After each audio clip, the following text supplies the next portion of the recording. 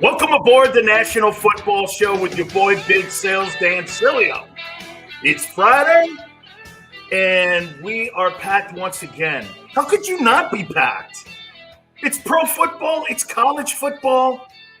That's the new American passion. Used to be America's pastime was baseball. Football is America's passion, and we love you joining us here each and every single day, 4 to 6 Eastern time. But we have some special news for you. Now, look, we want to grow this bad puppy here, the National Football Show with Dan Sileo. And you know how we're going to do it? We got to bring the head honcho himself in, Joe Kraus, our guy, our leader. He has got some news for us here on how, get this. This is one of the coolest things you can have too, folks. Anytime that you get gear, I want to show you something. Gear, you see? Big Sills has gear too. Anytime you can win it, anytime you can be part of it, that's always cool, man. And Joe's got some special stuff for us here as we kick off the National Football Show here on JAKIB Media. Big Dan, what a thrill for me to be on the National Football Show with Big Sills. I won't be here often, but thanks for giving me an opportunity to come in and talk about the official 2021 NFL schedule release. As you know, will be on Wednesday night. We will be live across the JAKIB Media channel starting at 8 p.m. So we'll go from 8 p.m. to midnight. And part of our giveaway that night for all of those Philadelphia Eagle fans here in the Philadelphia area and also around the country. 10 Devontae Smith jerseys. We'll give them away. Sills, anybody can give away one. Maybe you'll find somebody giving away 2. We'll give away 10 Devontae Smith jerseys as part of our schedule release event on Wednesday night. Man, that's a great thing. You're talking about the reigning Heisman Trophy winner. And, you know, some people have been a little critical of the selection, but you can't be critical of the kid. The one thing that the kid really did a year ago, he solidified himself as the go-to guy on that Bama team. And what you love about him and what I do love about him is his work ethic. And when you hear all the doubters talking about him, Joe, I absolutely love the kid. I mean, you know, he was behind Jalen Waddle. What did he do? Jalen Waddle goes down. This kid ends up stepping up, and he may be the one linchpin missing piece here for this Eagle team. And what a great gift for people. And to say something about the schedule, how crazy is it, Joe? On the numbers that we saw for the NFL draft, there were like 12 million people that tuned in just to the broadcast on the NFL network. The streaming was off the charts. 160,000 people showed up at the Plaza in Cleveland. I mean, the schedule is like the second biggest thing that the NFL has next to non-games, right? I mean, this is a big thing for fans. Nah, no doubt about it, Dan. And we're coming off, as you know, 45 hours of live NFL draft coverage. We're going to go 4 hours strong from 8 to midnight. We're going to pick up and begin our coverage with you, of course, on Wednesday, 4 to 6 on the National Football Show. So you'll get an opportunity to set the stage and set the table, and then we'll get into our broadcast on Wednesday night. And again, 10 Devontae Smith jerseys. We'll give them away throughout the night. Now, Dan, here's the key. You must subscribe to the JAKIB Media channel, and then all of our subscribers will be part of the live stream on Wednesday night. Should be a lot of fun. Should be a lot of fun, Joe. I'm telling you, that schedule, I have fans telling me all the time. You know, it's funny. Back in the day when the schedule was released, Joe, I was always like this. Schedule release, but then you start seeing people start to like project their parties, you know, going to certain bars start to set, hey, we got Eagles and Cowboys, we got Eagles and Giants, and you start setting it around that schedule. You think we'll be 3-2 by here. You think we'll know a little bit more about what Jalen Hurts is all about after week 6 when he takes on the Washington team. So, I mean, it is going to be a big night, and 10 jerseys of Devontae Smith being given away on Wednesday when the schedule is released right here on JAKIB Media. Our National Football Show, as Joe said, 4 to 6 will kick the baby off, and we can't wait for next week. Thank you Dan, very much, Biggin. Dan, follow my lead here in honor of your great conversation with Bruce Arians here across the JAKIB Media YouTube channel. I've put together our first big giveaway for all subscribers of the National Football Show. Now, here are some of the details. They're not finalized yet, but this is what I envision. And then tell your people to get with my people, and we'll figure it all out. But here's what I'm thinking, Dan. You're live with the National Football Show at one of two Hooters locations in Tampa. We give one of your viewers who is a subscriber to the JAKIB Media channel, we give them game tickets for a Buccaneers game. I'll pick up the tab on lodging in Tampa, and we'll put together an entire broadcast as we get closer to the football season. And that's where the National Football Show with Dan Sileo will begin the 2021 football season. How's that sound, brother? Man, I'll tell you what, I am going to get with my people, and that people's name is the founder of Hooters. His name is Ed Drotsky. His partners, Bob Passwater and Denise Williams. These people have been friends with me for 35 years. And I'll tell you something, Joe, the colors of Hooters, people don't realize. Hooters was a local bar for the Buccaneers. It wasn't a national brand. And Ed ended up selling that, and it became a national brand, but they still kept the Buccaneer colors. And the original Hooters is in Clearwater, Florida. And I still have my lifetime pass. I mean, Joe, it doesn't look like I've missed a few meals, does it? So, so hey, man, that is great news, brother. I really appreciate you really kicking some juice into the National Football Show. Great stuff, Sills. Thank you, brother. Appreciate it, man. You got it, man. So that's really big news here, man. Okay. When the schedule is released next Wednesday, JAKIB Media, man, absolutely going to be giving away 10 Devontae Smith jerseys, and we're going to kick the broadcast up, and they're going to go all the way to midnight Eastern time.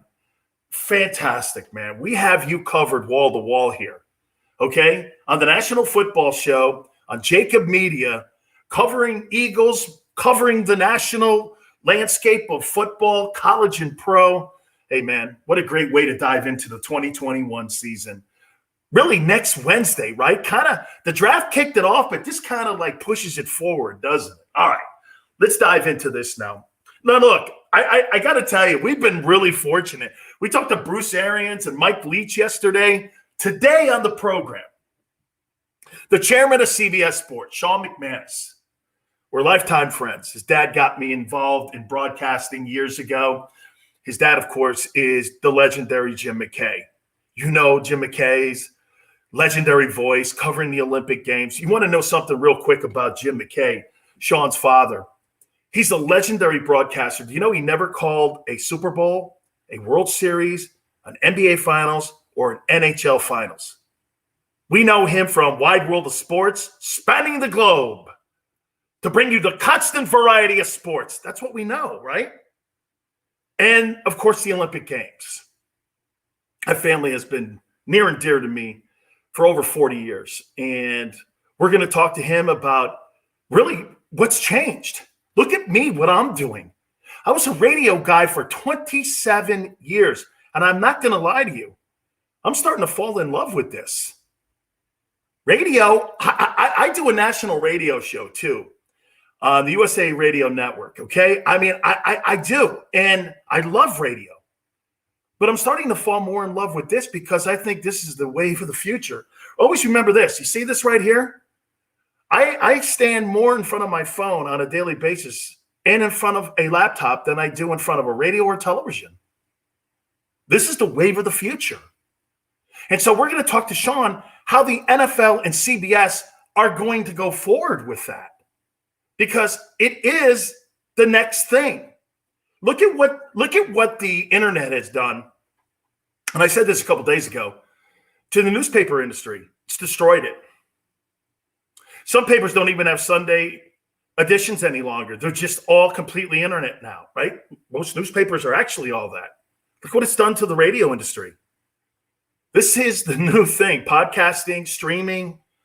being able to watch it on your phone when you're eating dinner. You can take it with you, your favorite shows.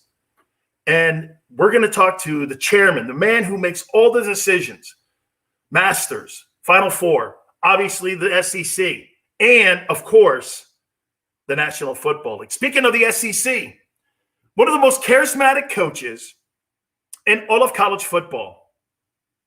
Here was a guy that was passed over by USC because he talked like that and he really, everything I got to do there. One of the greatest recruiters of all time.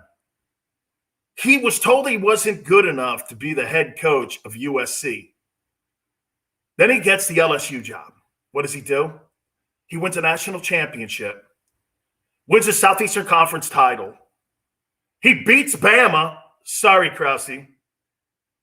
And he goes on to a legendary year, maybe one of the greatest years of all time. And he ends up winning that coveted national title. His name is Ed Orgeron. He's boys with the Rock. I mean, Rock has had like a guy play him on Young Rock on NBC. We'll get his thoughts on how he feels about that. COVID-19 really wreaked havoc on his football program a year ago. I believe, if I'm not mistaken, I think LSU did finish the year 5-5. I think they did. And this has come off with all the opt-outs, that legendary team with all those guys getting drafted. They still had a boatload of dudes still going the NFL draft this past weekend. So Ed Orgeron is going to join us also, along with Sean McManus. All right, let's transition into so much content, man. I was asked when, Seals, you're going to do a strict football show. I went like this. What do you want me to do? It'd be harder for me to stand on my hands than to do this. Okay? A football show? You kidding me, right? All right. So the obvious topic all week long has been what? It has been Aaron Rodgers. Now, I'm gonna make a point to you here. Does Aaron Rodgers have the stomach? Does he have the stomach to be an a-hole? Hey, man, if you want out of Green Bay, you've got to be that toolbox. Not just a tool, but you got to be the box too. You're just not going to walk in and go to Mark Murphy, the president of the team, and go like this. Hey, do you think you can possibly trade me to a team that, that would be conducive to me? If you don't want to trade me to an NFC team, can you trade me to an AFC team? I'm sorry, dude. That ain't working for me. And by the way, I've got a little bit of intel, and I've tweeted it out. And I'll tell you how I tweet, so you'll know a little bit how I do it, okay? I threw something out, and every Bronco fan and Packer fan is hounding me right now at Dan Sileo Show. But I'll tell you how I do it. I learned this from Donald Trump, and I'll tell you exactly what I'm talking about here. I know what the asking price is now, and I'll tell you what it is in a second here. He's got to have the stomach for this. If you want to if you really want out, and as far as I'm concerned, Green Bay is in a position where the Houston Texans are. Jimmy Johnson told me this about a month and a half ago when we were talking about the Deshaun Watson case, and not before all those allegations came up. We were talking about moving the kid. I said, Coach, and I asked him this, Coach, if I gave you 3 number ones for Deshaun Watson, would you take it? He went like this, absolutely not. I'm like, wow, 3 number ones, you wouldn't take it? No. He goes, you're looking for that guy. You're not just going to give that guy up. That's not going to happen. Okay? You're just not going to give that dude up. And so I was like, God, man, for a guy who was one of the greatest trade head coaches of all time, Jimmy said, no way. No way. So I texted him the other night. I go, Rodgers is 37. Is it different? He went, so you're going to trade a guy who had 48 touchdowns and 5 interceptions and is 26-6 over the last 2 years. And because the quarterbacks don't get hurt, you think he can play another 7 years like Brady? And I said this, I do think so. He goes, well, then why would you do that? And I said, I guess I wouldn't. He goes, exactly.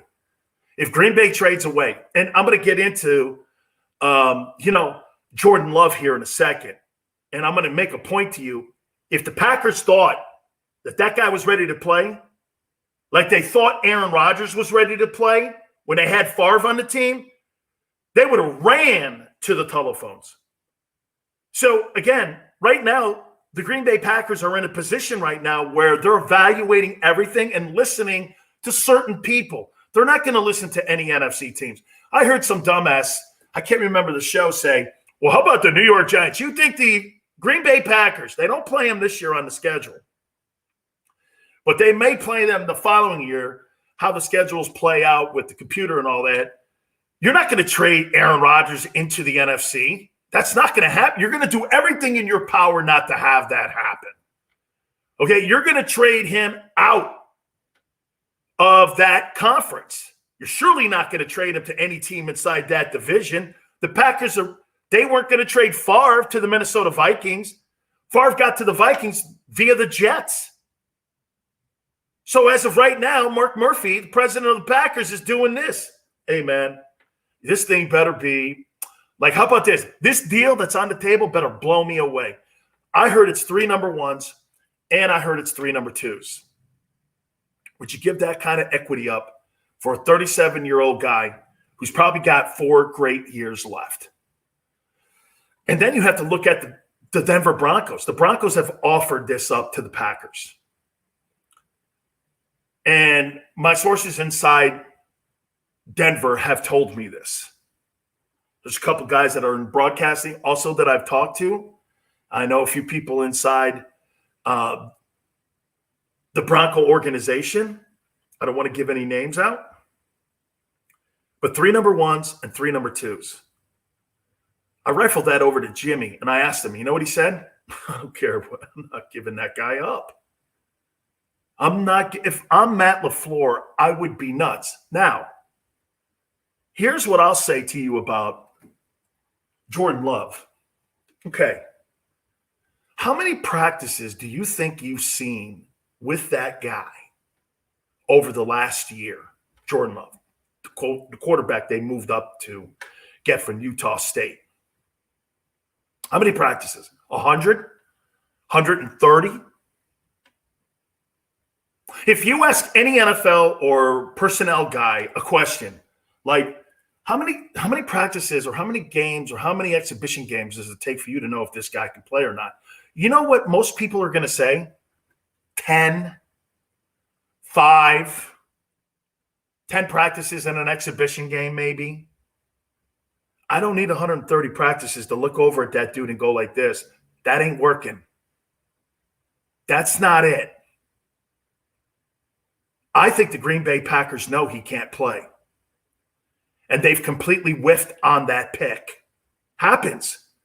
Look at the failures we see in the NFL draft every freaking year, especially at that position. I think the Packers went just like this. Remember the Paxton Lynches that Denver had? And what was that? The other guy they had in there. Not only the Paxton Lynches, the Brock Osweilers, those stiffs. Organizations go like this. Johnny Manziel, man. That dude ain't working, man. Tim Couch, not working. Right? Brandon Weeden, not working. Now, could some of that be crappy coaching? Ryan Tannehill. Adam Gase is down in Miami with him, with Joe Philbin. They ran that guy out of the organization. What does he do? He gets better coaching. He goes up to Mike Vrabel in Tennessee, and what happens?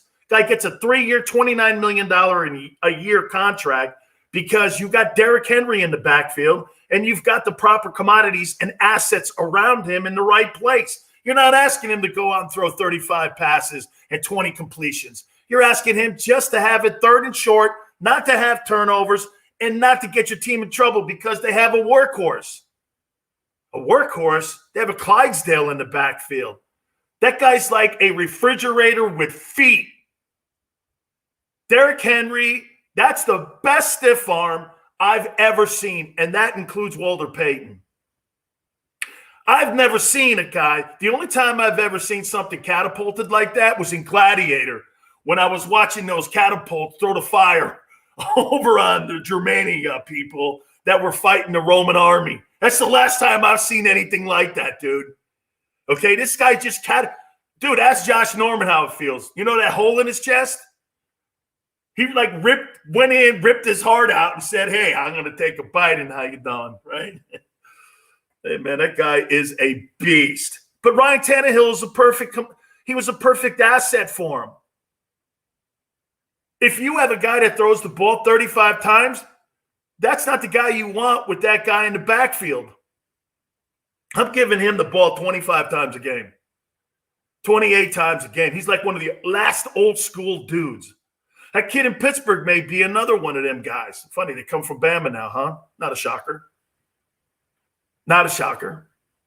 Run the ball, great O-line. You know what I never got about Derrick Henry, too? How did that guy not go in the first round? My God almighty. Best back I've seen since Adrian Peterson. It really is, man. He's the best back and a pure power back. But to get back again to going into I think Green Bay knows. How about this? Look, don't you think Green Bay did this? Let's go to the history of the Green Bay Packers here. Don't you think Green Bay did this when Favre was bitching and crying at the end of his career in Green Bay, and he was crying about everything?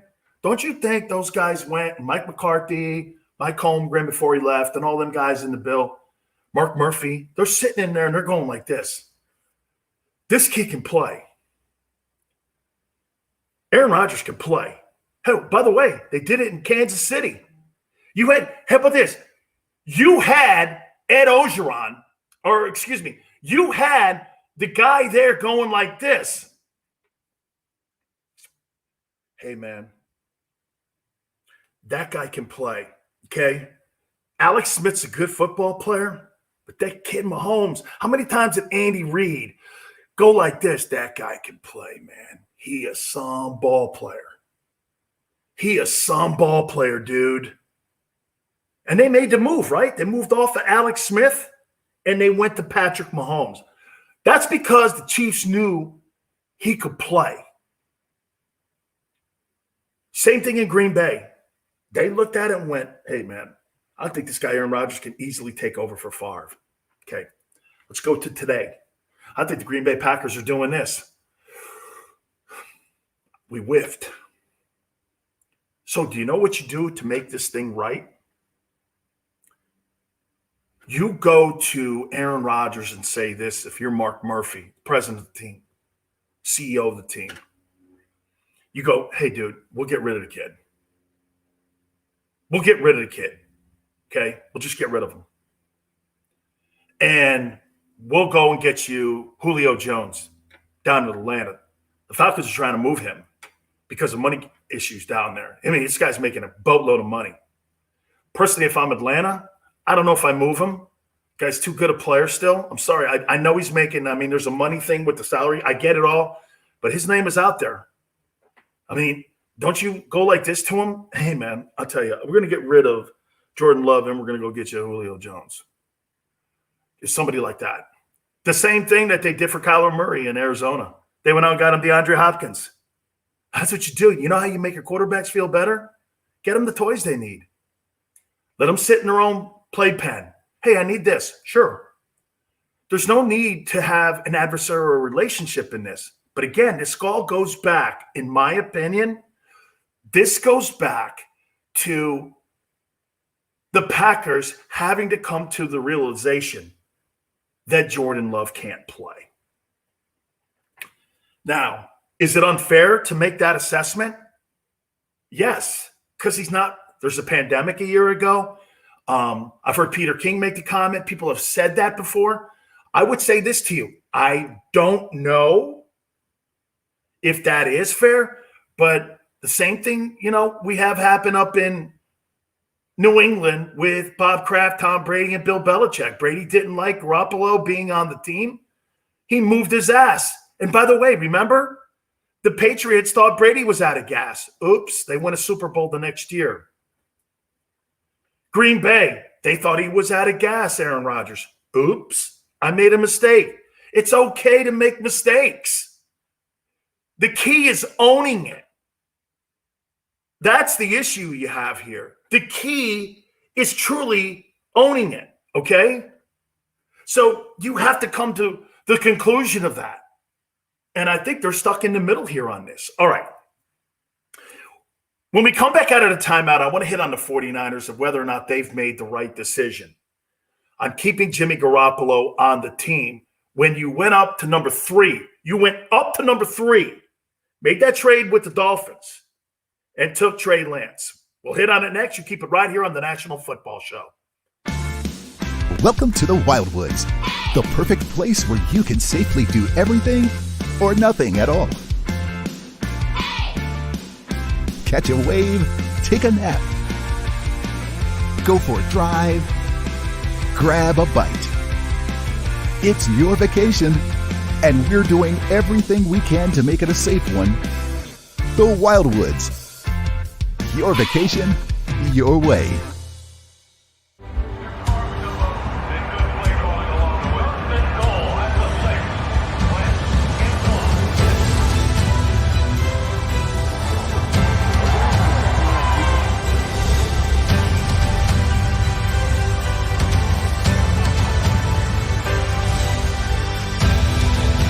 Field of life, First Trust Bank is there for you.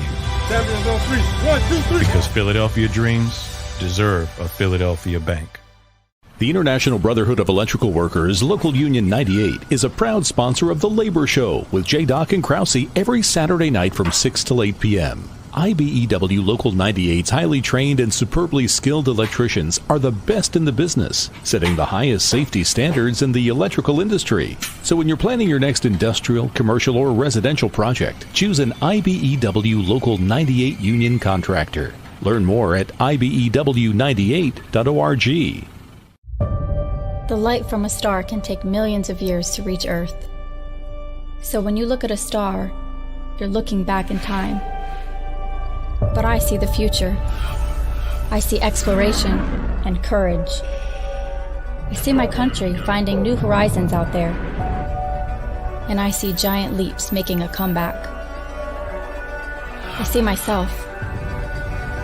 The future is where I'll make history. D-A-T-L-E-N-E-O! Jody Mack, the legendary sports talker, joins forces with NFL insider John McMullen. Start your morning with Johnny Mack and Jody Mack across the JAKIB Media Network.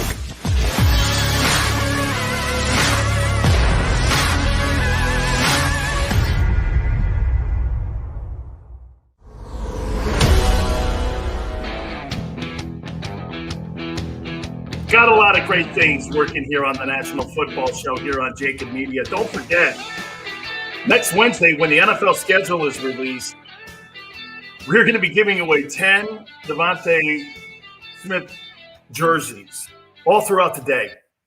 How great is that, dude? Going to be absolutely fantastic. So that's going to be next week when the National Football League schedule is released. All right, let's get into the 49ers here. Let me just say this to you, okay? I really love John Lynch. I think John Lynch is without a doubt one of the great minds in the National Football League. I think John's football brains, I think John's football gut feeling, I think he understands it. I think he gets it. I think what he does more so than a lot of other general managers, he talks more with the kids. He talks more with the guys. And I really do love the fact that he understands, okay, that you've got to get personal relationships with each and every single one of these players that you potentially draft or you go into free agency. And I think what he does also is I think he gets the general manager's role. I don't think a lot of places get the general manager's role. And to be frank, I don't think the Eagles get the general manager's role. The general manager's role is not to get in the way of the head coach. His decision-making should not be anything anywhere on the page when it comes to what the coach wants. You need to give the coach every opportunity. See, here's where a lot of general managers, and I think Howie Roseman's in this boat. Because you draft a guy, that doesn't necessarily mean you should be part of the development of the guy. You hired coaches for that. You hired coaches for that. Okay? That's why you have head coaches. That's why you have position coaches. General managers need to be an asset for the head coach. What kind of player are you looking for? What kind of mentality are you looking for? Does it matter how tall he is? Is it something that he has to be a player that fits this type of defense, a 4-3, a 34? Do you want to be a spread offense? Okay? That's how you coach and develop. General managers are not supposed to get in the way. General managers are assets. Now, what makes a great general manager is he's got to put his ego away. Howie Roseman can't do that. This guy's handing Doug Peterson last year the players that will be eligible to play on Sunday. And you know what that usually means when you do crap like that? What you're doing is you're going like this. How many incentives does this guy have coming up here in the next 3 weeks? And if your team's blowing out loud, you know what a GM will do? They'll make that player not active for the rest of the year so the owner can save money. No head coach. So you as a head coach have to go to that player and go, you're not active this week. And that player knows in his contract that if I play 75% of the games and I play 75% of the plays, or I get 1,000 yards, or we're first in rushing, then I get a bonus. Do you know what Howie Roseman does? Well, we're not playing very well, so you're not going to be active. You're just not going to be active. You see that train wreck at the end of the year? I mean, when that's a meddling GM. Head coaches are usually, like we had Kevin Colbert on. You think Kevin Colbert gets in the way of Mike Tomlin during the year? Let me tell you, Mike Tomlin, I'll tell you exactly how the Steelers work compared to the dumbass Eagles. Ready? I can do interviews with Kevin Colbert throughout the entire offseason. When the regular season comes, you'll never see Kevin Colbert do an interview ever because he doesn't want to be in the way of the head coach. That is a parameter that the Steelers have set up inside their organization. You're never going to hear Kevin Colbert in any way ever talking during the regular season. He talks in the offseason. That's his time to build the team and help Mike find players. Howie Roseman does interviews. He's on Sirius XM. He's sitting around doing the local stuff. Hey, look at me. I'm this. I'm Tarzan. You're not part of Sundays, guy. Because you pick the players, that's your job. Stop pretending you're a coach. You're not. You're not an evaluator. Because you can look at it. Here's where you get in trouble. You see a college kid. You think he's the best. Then you figure out why this kid can't make it. Must be the coaching. That's what Howie did. He blamed Howie Roseman blamed Doug because the team didn't develop. Bro, no, they were the sorry-ass players you had, and you got old. I disagree with Jody Mack. I was on the other day with the dudes. I'm sorry, man. They don't have enough in the O-line and D-line. They're old. And they're hurt. I don't think those O and D lines are good. I think they're solid. Solid in the NFL, 8-8, 7-9. That's solid. It's not going to cut it. So, I mean, getting involved in personnel decisions. Man, when general managers are hey, I'm going to show you something. Let's go around the NFL for a second here. Let's take a look at the meddling GMs for a minute, okay? Jerry Jones, how's that played out for the last 27 years? Mediocre. Philadelphia, very mediocre. And some would go like this, and look at this, watch this. I had to do it with an asterisk of a Super Bowl in there, but hey, man, look at what he's done since that thing. Here, let's look around the room here with teams that got all the say when it comes to the personnel, and not the head coach having complete say. Watch this. Pete Carroll, complete say in Seattle. Well, that team's pretty good every year. Okay? Pretty good every year. New England. No, Bill Belichick, I'm assuming, has pretty much total autonomy in that room. You think Sean Payton has total autonomy in New Orleans? I'm thinking that's a yes. Okay? I'm thinking that's a yes. I think Sean McVay. Do you realize what Sean McVay had to do? Sean McVay had to make a tough decision. They just gave that dude, Jared Goff, all that money. He had to go to Stan Kroenke, the owner of the Rams, and go like this: I want this guy out of here. He can't win. It's his ceiling. That's who he is. We need a better thrower of the football. They went and got Matthew Stafford, and they ate a bag of turds when it came to the salary cap on how much money the Goff hit was to that cap. Holy cow, man. They got to prorate that. Do you know how much dead money the Rams have on two crappy moves? The Todd Gurley move and the Jared Goff move. Financially, they got more dead money than any team I would think in the league, man. Look at the money. Gurley went to Atlanta, and they were still paying some of the salary for him. And they still owe him $25 million. General managers, man, that get in the way. Jimmy Johnson, man, nobody got in his way. Even Jerry Jones. Nobody. All the really great teams, the head coach is the head chief in charge. Mike Tomlin is in charge. Now, Kevin Colbert can fire Mike Tomlin at any time at the behest of the Rooneys. But that's not how they operate there. Any GM, when you see ownership and the front office have more power than the head coach, it's a remedy for disaster. You're not helping. You think Chris Ballard, okay, I'm going to tell you, Chris Ballard in Indianapolis, Chris Ballard's a great GM. You don't see his face everywhere. He's working with Frank Reich. That's why that team, personally, I think Carson Wentz is going to have a great year in Indy. I'll tell you why. We'll do that a little bit later on, but I think Carson Wentz is going to have a great year. You know why? He's around people that believe in him. He's got a coach that won with him. He knows the organization made an investment in him. He's got a great O-line. It's a great O-line. He's got a stout defense on the other side of the football. They got playmakers. Don't be shocked if Carson Wentz pulls an Andy Reid on you in Philly. Oh, you want to fire me? I'll just go win a Super Bowl Kansas City. Wouldn't that be something? Wentz and Reid win Super Bowls. Then you look at your GM and go, okay, you did what now? All right. Speaking of that, it's getting back to Jimmy G here. What's the value of that dude? I really do believe that the 49ers struggled.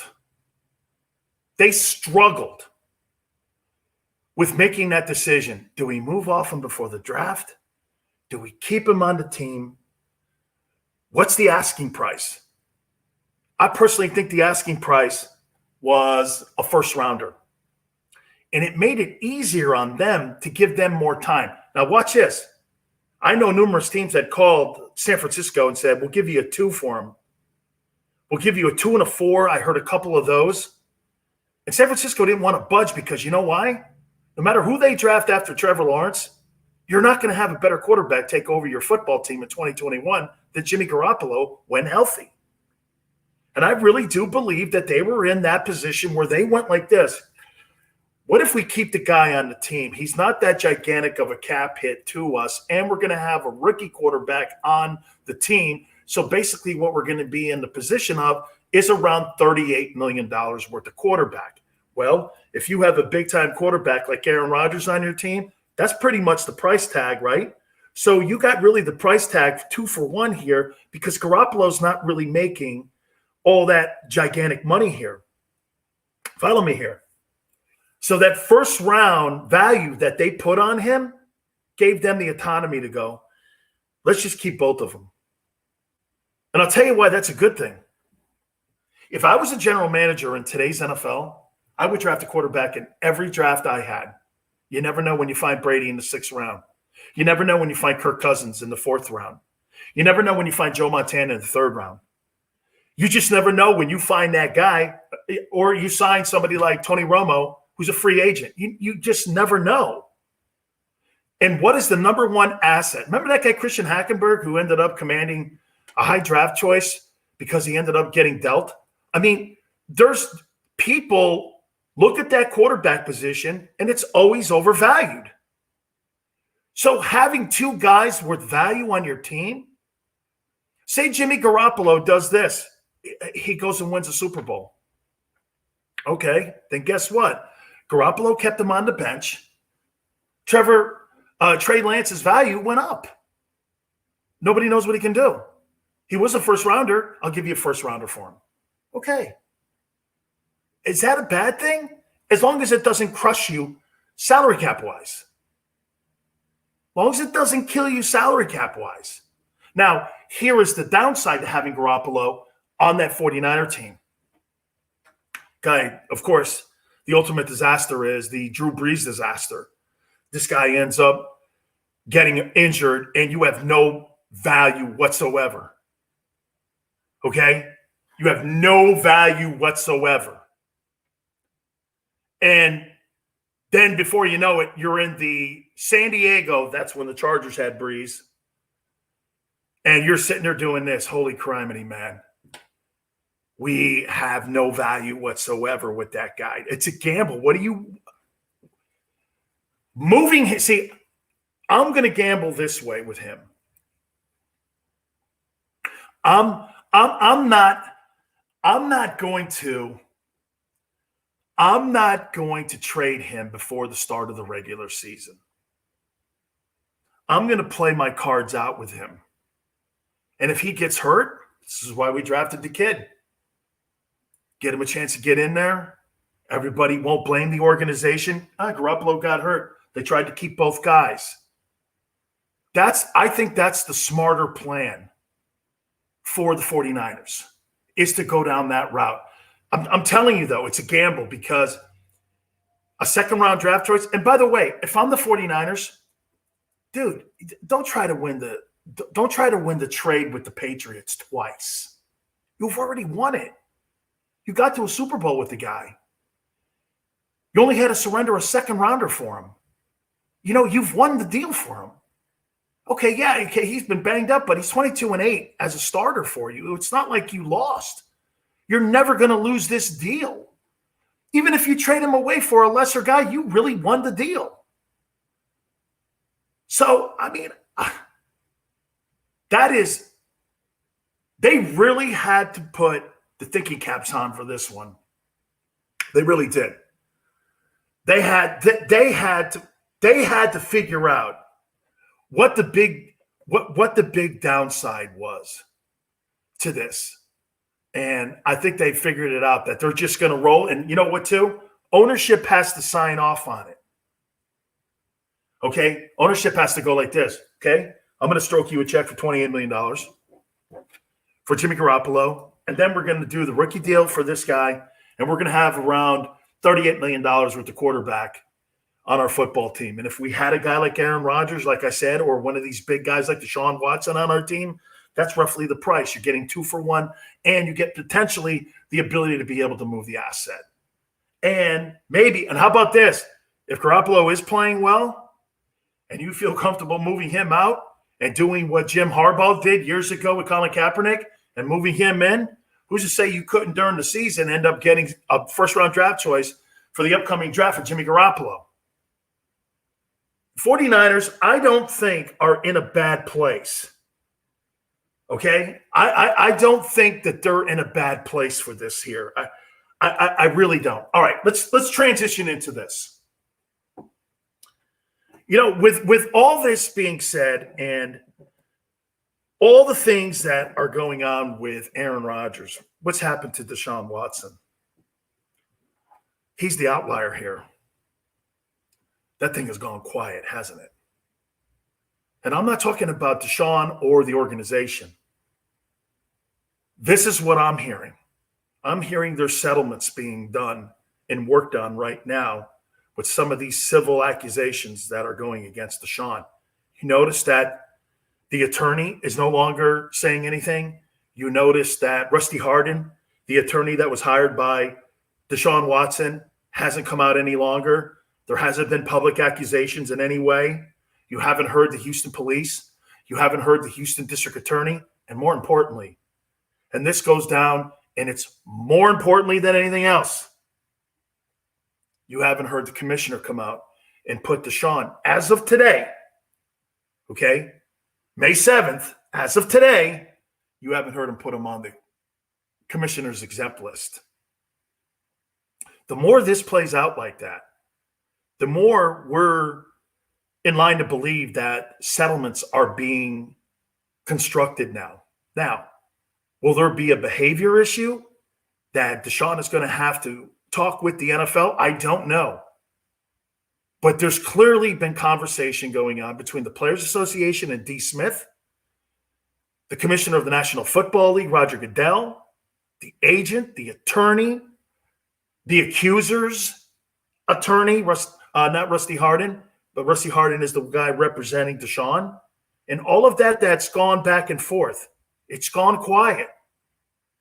You haven't heard the Texans saying anything about teams calling, because you know why? The NFL always concerned about the shield, especially when it comes to women. I've said this before. The NFL has really dropped the ball when it comes to how they handle the women fan base. You know, my wife doesn't watch as much football. She used to produce my show for 20 years. She doesn't watch as much football as she used to because she doesn't like some of the public images that the National Football League has had when it comes to, remember that thing, No More, after the whole Ray Rice scenario? Well, guess what? That stuff was just a hill of beans, man. It was just like it was the NFL doing what they did with Colin Kaepernick this last summer when it came to social justice. They painted a face for the public image. You know, they don't mean that. Do you think the National Football League really cares about Colin Kaepernick's political stances and him being a social justice warrior? Do you really believe that? Well, then how come no team called him for a workout? How come no team hired him? How come no team really was serious about even signing him? Or here's one better for you. How come no team, after you saw Tim Tebow potentially getting a workout after 5 years away from the game, how come he didn't get a chance? How come Colin Kaepernick didn't get it? Well, because you know what? The NFL didn't mean it. They gave him $20 million to go away. That's how the NFL works. So don't tell me that, okay, well, the NFL cared about Drew Brees. Drew Brees, again, after that whole thing being called a racist a year ago because he didn't want to take a knee for the flag, NFL jumped right down Brees' throat. But guess what happened? They never did anything with Colin Kaepernick. Okay? They do what they want to do because they're all about protecting the shield. So that's what they're doing here. They're protecting the shield. And you know how they're protecting the shield? By not doing anything. So NFL. They're just not doing anything. And Deshaun sits in limbo. If I were a team like the Miami Dolphins, and I can't get Aaron Rodgers, I would be working a dual track potential deal. And no disrespect to Tua Tagovailoa. No disrespect. But I'm sorry, Deshaun's better than you. And he's still got more upside than you. You're not him. You're not. And you're never going to be him. Okay, that's a guy you look at and you go like this. Can he get better? Yeah, okay. But he's not that guy. There's a reason he makes $42 million a year. Or he's one of the top, I think he's second in the NFL in salary. Okay, there's a reason. I mean, when I look at Tua, do I go like this? Well, Marcus Mariota, I don't know. I see the same guy. I would be privately calling the Texans and wanting to know if the Texans wanted to get out from this. I don't want to call it a nightmare, but I'll call it this. Unpleasant public relations scenario. Okay? It's clearly, if the McNair family has to be looking at it like this, well, if we move on from them and we send them to Miami, they could send us Tua back and we can send them and get all those draft choices that they have piled up there in Miami. Miami, to me, has the assets to get Deshaun Watson. You have Tua Tagovailoa, and you have draft choices. And you could bring Tua to the Houston Texans and send Deshaun down to Miami, where he really wants to play. He wants to play somewhere in the South. There was speculation that maybe Carolina would be that team, but I still think the Dolphins are still trying to work that deal. All right. Who do you think is going to have the better ending to their second part of their career? Jared Goff or Matthew Stafford? We'll hit on that and keep it right here on the National Football Show. Welcome to the Wildwoods, the perfect place where you can safely do everything or nothing at all. Catch a wave, take a nap, go for a drive, grab a bite. It's your vacation, and we're doing everything we can to make it a safe one. The Wildwoods. Your vacation, your way.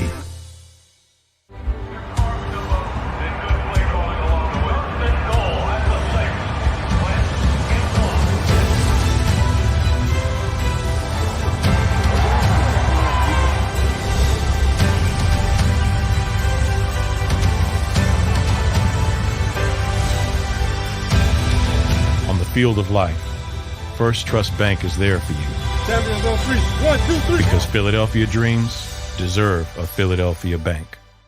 The International Brotherhood of Electrical Workers, Local Union 98, is a proud sponsor of The Labor Show with J. and Krause every Saturday night from 6 till 8 p.m. IBEW Local 98's highly trained and superbly skilled electricians are the best in the business, setting the highest safety standards in the electrical industry. So when you're planning your next industrial, commercial, or residential project, choose an IBEW Local 98 union contractor. Learn more at ibew98.org.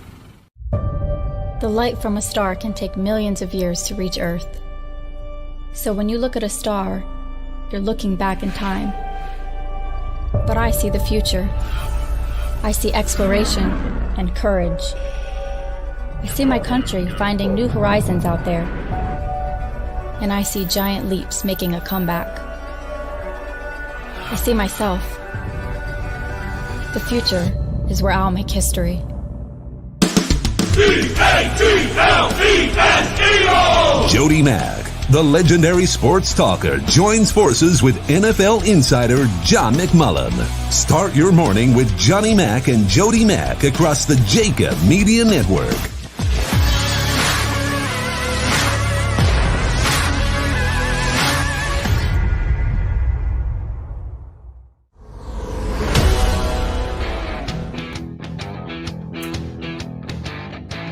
Welcome back here. Dan Sileo, and man, do we have a Power Pack lineup coming up here over the next couple minutes here. We're going to have the chairman of CBS Sports on with Sean McManus, and we'll ask him about, without a doubt, all the things that are just happening when it comes to social media-wise in the National Football League, and we'll get his thoughts on streaming and all the things that Amazon is going to start doing also in 2022. Thursday Night Football, get this, folks, is going to be exclusively on Amazon. So, I mean, how does that play into CBS's broadcast? Their number one product that they have for putting content on CBS is the NFL football, along with Southeastern Conference football. So we'll talk to our friend Sean McManus.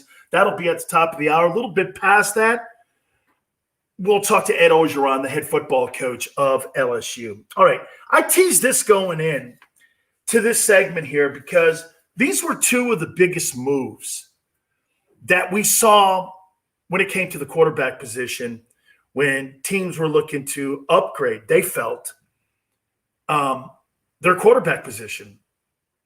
Jared Goff ends up going with Coach Campbell to Detroit, and Matthew Stafford is sent to the Los Angeles Rams and Sean McVay. Who's going to have the second best part of their career between these two guys? Who's going to maybe show people the same way Ryan Tannehill did? Okay? He got a second opportunity.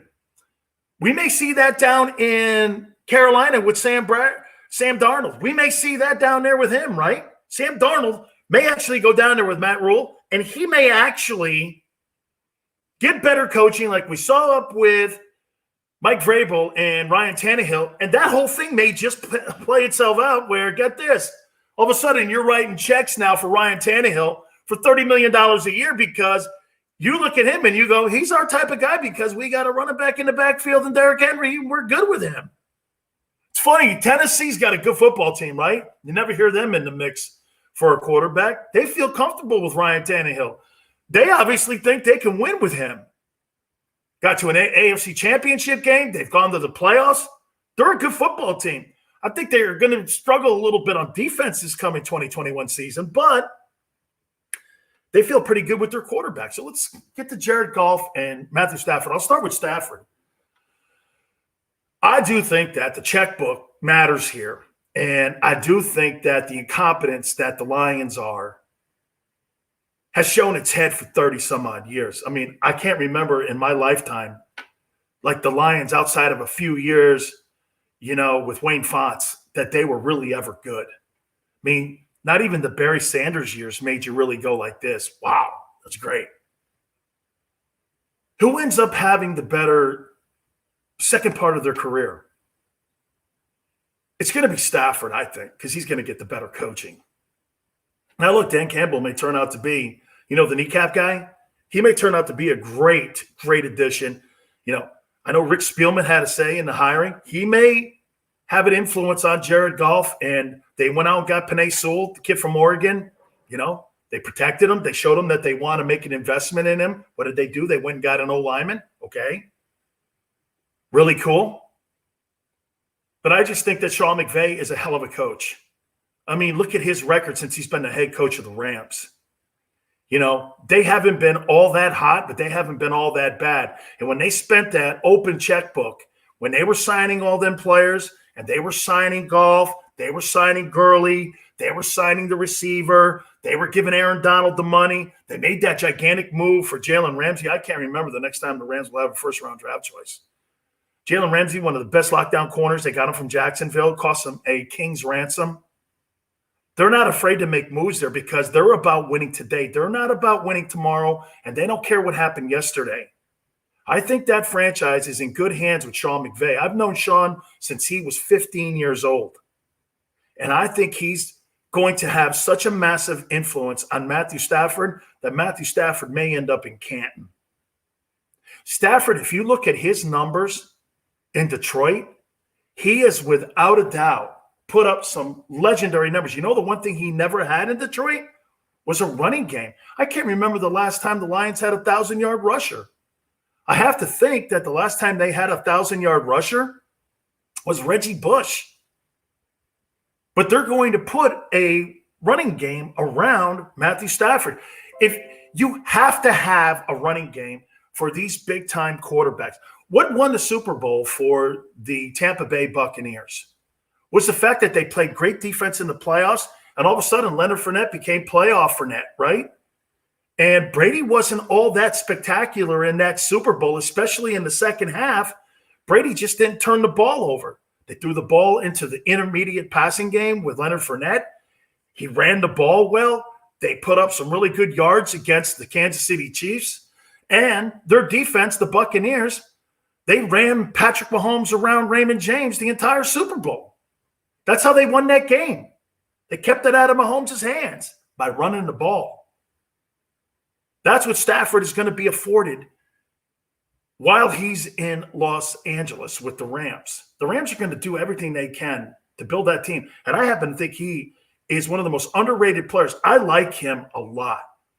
And I love the fact and how he left Detroit too, man. He let those fans know, I'm sorry I didn't get it done for you, man. We tried our hardest. He played hurt. He played with his guts, and I really like him. Jared Goff, I have never really been a fan of his since he came out of Cal. Never been a fan. Never been a fan. And get this, he's won an NFC championship. He's gone to a Super Bowl.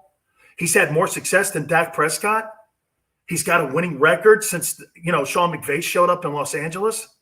It wasn't like he was but he just was so spotty and sporadic. in how he played the game. And I think it turned out to be very frustrating for him, and it became frustrating for Sean. You saw some of the times on the sidelines that all of a sudden you would watch Jared Goff throw the football, and you would just do this. Man, this guy can throw it.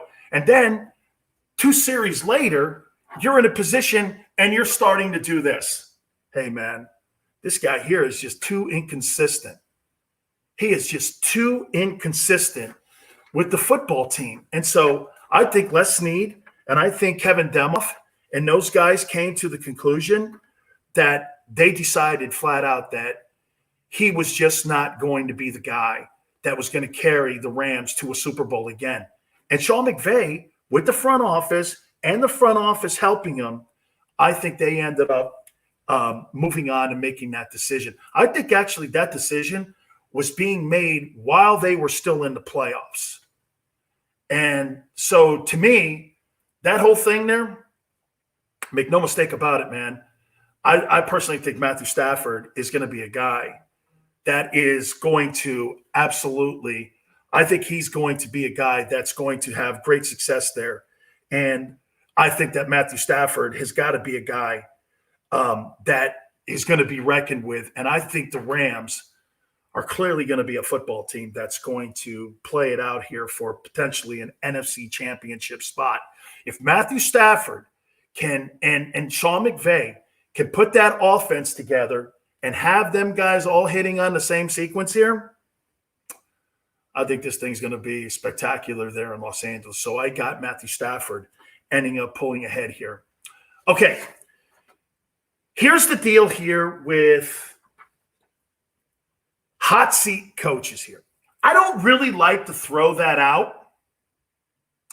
Okay, and by the way, we're efforting our friend Sean McManus, the chairman of CBS Sports. So if we pause, just letting you know, we may pause here in a second and we'll pick it up after that. Let me throw this at you here. Hot seat. What does that actually mean when it comes to coaching? I think hot seat means when you've had success in the past and expectations are high for you. You know, I look at John Gruden here. He's 19-29 with the Raiders. Okay, he's 19-29. And has the team gotten better? Inches. The personnel decisions have not been that good. They have frustrated people in their free agent signings. That whole Antonio Brown mess was a mess. It was a colossal disaster. And John hasn't delivered with the Raiders. Now, you know, he's got a 10-year, $10 million contract. And make no mistake about it, that 10-year, $10 million contract gives him the autonomy to sit there and, you know, have that leverage against Mark Davis. But let's be candid here now. You know, John hasn't delivered a winning football team, and being 8-8 with the amount of money that head football coach is making just doesn't make sense. It just doesn't make sense. All right, we're going to take a quick time out here. Hopefully, we're going to effort our friend Sean McManus. You keep it right here on the National Football Show. Welcome to the Wildwoods, the perfect place where you can safely do everything or nothing at all. Catch a wave, take a nap, go for a drive, grab a bite. It's your vacation, and we're doing everything we can to make it a safe one. The Wildwoods. Your vacation, your way.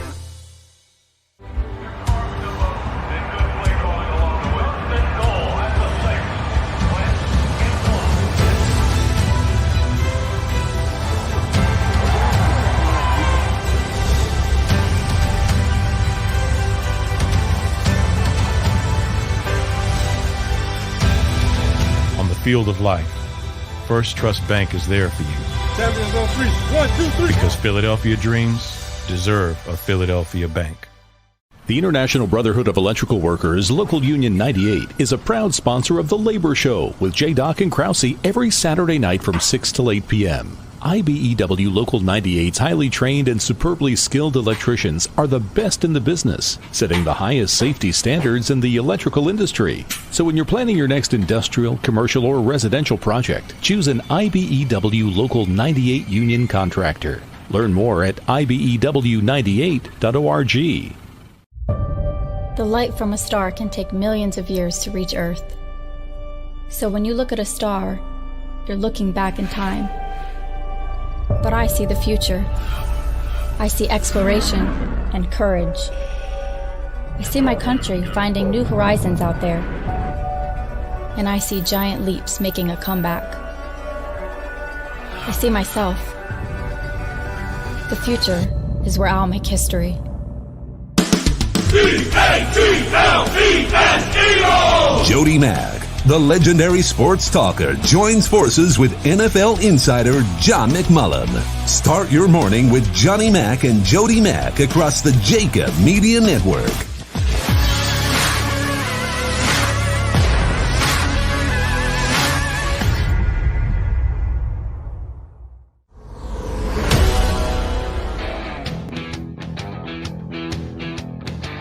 Welcome back. National Football Show at Orgeron. Head coach of LSU is right around the corner. We're efforting our friend, the chairman of CBS Sports, Sean McManus. Hopefully, we'll be able to connect with him. I know he's a busy dude, man, coming out of the NFL draft and getting ready for, the upcoming football season. Always a very busy time for him. So hopefully we can catch up with him and get his thoughts on many things that are going on broadcasting-wise in the NFL, but we're going to talk to one of our great friends that'll be at Orgeron. I was talking about hot seat coaches and what that really means. Okay, when you have high expectations and you're making a gigantic money and John Gruden hasn't delivered, there's two dudes that I'm going to be looking at in the 2021 season that I'm going to be expecting to have really, in my opinion, expecting a great year out of. And it is John Gruden. I mean, when, John? And here, know this. I think John Gruden's one of the worst personnel decision makers in NFL history. He sucked completely out loud when he was in Oakland the first time around. And you had Al Davis in the room. One of the reasons why it was a little bit more successful the first time around and how he ended up getting the Buccaneer job was because Al Davis, guys like Ken Herrick, and all those personnel director guys were in that room. And you know what? Those guys helped John put people in the room. But you know what John ended up trying to do? John ended up still trying to have influence on the draft. And that was the reason why there was a breakup between Al Davis and him. I was there for it. I was on the broadcast team. I worked the pre- and post-game show for the Raiders. I was personally hired by Al Davis to handle the broadcast. And I would personally just absolutely responsible for it. So, know this. You're John Gruden, and you've drafted guys like Ricky Dudley and some of these other bums that you've drafted. The only guy you've ever drafted in your career that I can really think of that was anybody is nobody. I mean, Cadillac Williams, when you were in Tampa, really drafted nobody. John Gruden's not a personnel guy. He needs to have personnel people around him to make it happen. So I'm looking for John to have a big year. The other guy, you're going to be stunned when I say this. Sean Payton. Okay, so Sean Payton now is going to go in. And you know what you find out? Let me tell you this. And it's kind of not fair because NFL head coaches are tied to the quarterbacks that are in their organization, right? Rex Ryan had a bunch of turds up in New York when he was there. He never really had an opportunity to have a big-time star quarterback in any way whatsoever, right? Never had a chance to have a big-time star quarterback. And some of these coaches that go into the NFL, you never truly have a chance to get that guy. Well, Sean Payton now has Taysom Hill and he has Jameis Winston, the guy that was thrown away from the Tampa Bay Buccaneers because this guy was a 30 for 30. And I'm not talking about those ESPN movies. This guy was 30 touchdowns and 30 picks. This guy is a turnover machine. Something that Sean Payton completely hates is turnover guys. I'm gonna really be interested to see if Sean Payton is going to be able. Now, the job that he did with Teddy Bridgewater was fantastic. Bridgewater went in when Breeze was injured, and I think he was 5-0 in 19. I think that was the year that Teddy ended up doing that. And that's how Teddy ended up getting that contract in 2020 with the Carolina Panthers. They realized, though, in Carolina that Teddy Bridgewater couldn't push the ball down the field, and that's why they jettisoned him, and that's why they sent him packing, is because he could not move the ball down the field. I actually like Teddy Bridgewater. I'm okay with Teddy. Okay, I'm good with him. I think he's a good player. I just don't think he's an elite guy.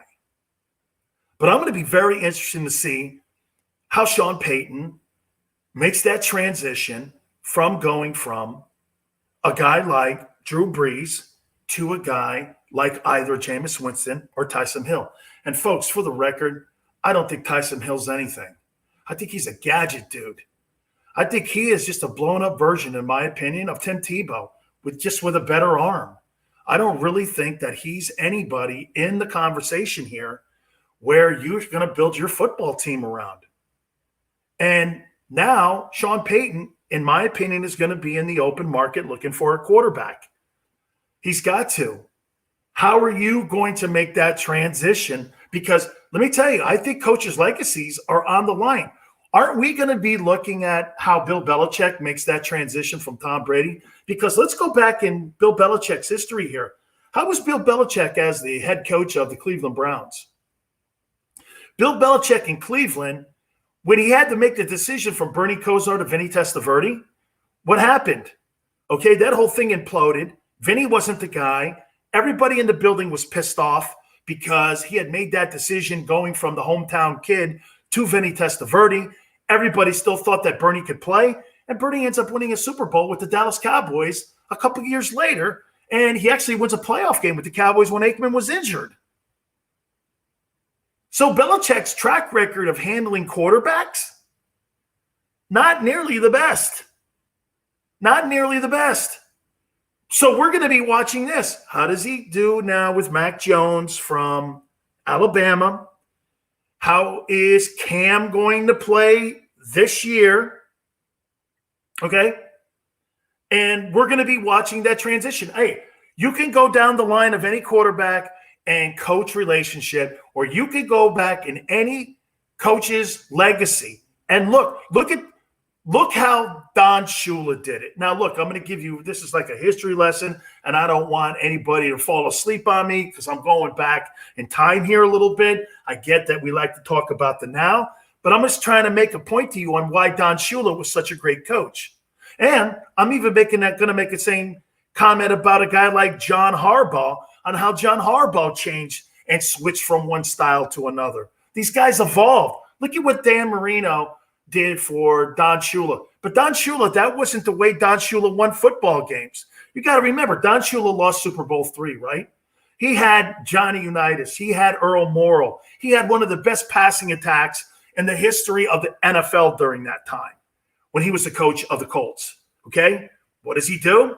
He takes that fundamental and he goes to the Miami Dolphins. What do they do there? They throw the ball about 12 times a game.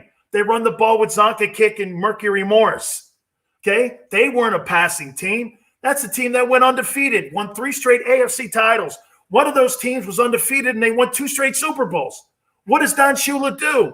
Years removed. He goes further up. He finds this guy Dan Marino in the latter round. What does he do? He evolves. He starts throwing the ball 38 times a game. That's how a coach keeps his job and wins over 300 games, is because you evolve with the personnel around you. You know, Bobby Ross taught me this a long time. He taught me this a long time. Coaches that have the square peg and try to jam it in the round hole because you think you have a system, it's going to get you fired. When you go to a place, okay, and you get there, man, make no mistake about it, man. Make no mistake about it. Okay. You have to evolve. You have to evolve here, man. Make no mistake about it here, okay? And that's clearly how these coaches today have to look at the personnel they have. I just was making a reference to, a guy like John Harbaugh. John Harbaugh, man, went from a guy like Joe Flacco, and then he ended up going into a guy like Lamar Jackson. I'm telling you guys, unbelievable how that coach went from one style to another style, and that's how you keep your job. You get the personnel to fit your style of play, but that style of play may end up changing, and what you do then is you bring in new coaches, you bring in new people, you bring in people to teach what the type of personnel that you have on that football team. Make no mistake about it, man. Those are the coaches, like I say, that end up really being successful here. And I love John Harbaugh. We talked about him yesterday, and we just, without a doubt, love what is going on there in Baltimore. All right, we're going to take a quick timeout. You keep it here on the National Football Show. Welcome to the Wildwoods, the perfect place where you can safely do everything or nothing at all.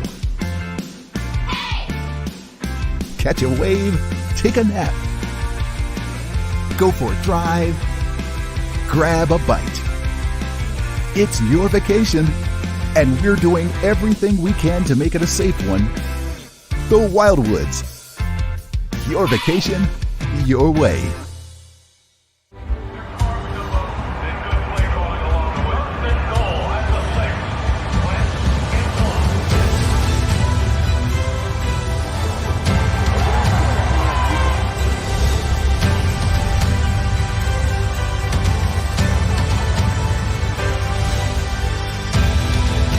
Field of life, First Trust Bank is there for you. Champions on three. 1, 2, 3. Because Philadelphia dreams deserve a Philadelphia bank.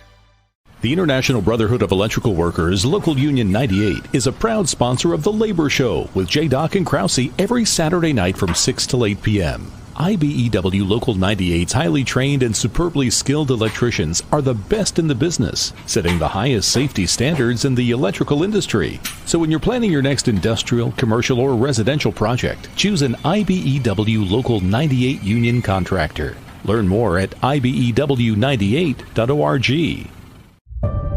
The light from a star can take millions of years to reach Earth. So when you look at a star, you're looking back in time. But I see the future. I see exploration and courage. I see my country finding new horizons out there. And I see giant leaps making a comeback. I see myself. The future is where I'll make history.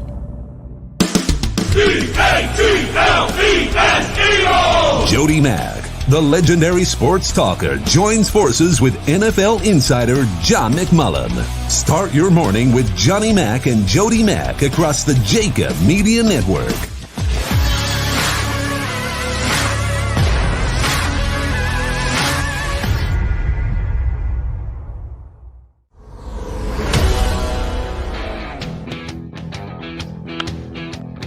Welcome back. Dan Sileo here on the National Football Show. And as advertised, hey, by the way, the chairman of CBS Sports just got bumped by Coach O. So he goes, wait a minute now. Coach O won a national championship a couple of years ago. So if I'm going to get bumped for anybody, I'm going to go for Coach O. Coach O joins us now here on the National Football Show. How you doing, Coach? Dan, good to talk to one of the all-time Miami greats, man. Love you. I love you so much. Coach, how's the offseason been for you? Been great, man. I hired some tremendous coaches. You like this. Think about this. Andre Carter, our defensive line coach, is the son of former Miami great Reuben Carter. A little lineage for you there. And then Andre Carter obviously was a great player in college and then had 80.5 sacks in the NFL. Our players love him. him and Durante Jones and all of our new coaches on defense are doing a tremendous job. Man, Reuben Carter, one of the absolutely greatest names in the history of the University of Miami. I am a gigantic fan of his as well, Coach. Coach, let me get into the challenges of last year for you. I mean, it had to have been one of the biggest challenges of your coaching career. You have guys opting out. Yeah. You have COVID-19. You have players contacting you constantly and their families about whether or not the protocols are safe. Is it safe to play? How challenging was it for you a year ago? It was very challenging. It hit us all. It was a shock. We didn't know what COVID was going to bring, how long we were going to be out. But you know what? If you put it in perspective and put the safety of our players first, it made it easy. So I just followed what the protocol that the university told me. And that made it a lot easier for us. But I will say this to you. The biggest challenge for me was not having my players there, not working out, not going through spring ball, not going through summer training, and then not having our coaches there to be able to prepare for the season. Coach, the impact that it had, you think, on the Southeastern Conference in general. I mean, here, one thing I give you guys so much credit for. I mean, and I'm not going to throw shade, Coach, on the other conferences and what they did protocol-wise or what the politics were of it. I thought the SEC bulldogging ahead and making it happen for all of these kids. I think that was so important for all these kids to be able to play. And I think you guys did such a great job at really making it happen. You had to really feel pretty good the way the conference handled it. I really did. I was really proud of Commissioner Sankey, the way he handled himself the whole time and navigated us through the whole deal, which was tough. And you had to be really careful how you went about things. You couldn't be too aggressive, had to be at the right time. But definitely in our mind, if it was safe enough for our players to play, we were going to play. Coach, how about the effect on you personally? I mean, did it have any effect on you, or are you just one of them guys? I know you, man. You're just going to put your chin down and go, let's go play 60. I don't care where it is. I mean, did it have an effect on you, though? It was kind of crazy, Dan. Sometimes I was the only one in the office. It seemed like I was the only one at campus. I'd stay in my car. I didn't want to go home. I'd stay at my office till 12 o'clock at night. It was kind of eerie, to be honest with you. You know what I mean? Yeah, absolutely. All right, Coach, what kind of team you got in 2021 coming back? I mean, look, I love the way you guys, and, for a coach to see his players and his team, the way you guys played at the end of the 2020 season, I loved how you guys were like this. You guys are underwater record-wise, but you guys went like this. No way, man. We're not ending like that. You guys play. That has to carry over to 2021. No question. And the night before the Florida game, we made a decision we were going to win that game.